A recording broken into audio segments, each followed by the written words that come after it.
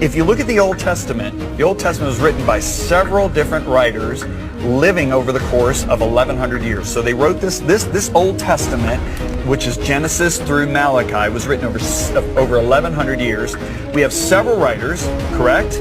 Now, these writers made predictions about the coming Messiah, Jesus Christ, okay?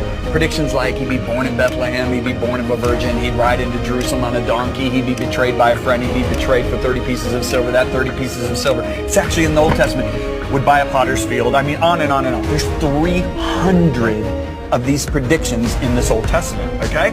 So Jesus comes along, okay? So the last book is written 400 years before Jesus was born. So we got 1100 years. The last book's written 400 years before Jesus, and Jesus comes along and fulfills every single one of the 300 predictions. What are the chances? But there's actually this scientist named Dr.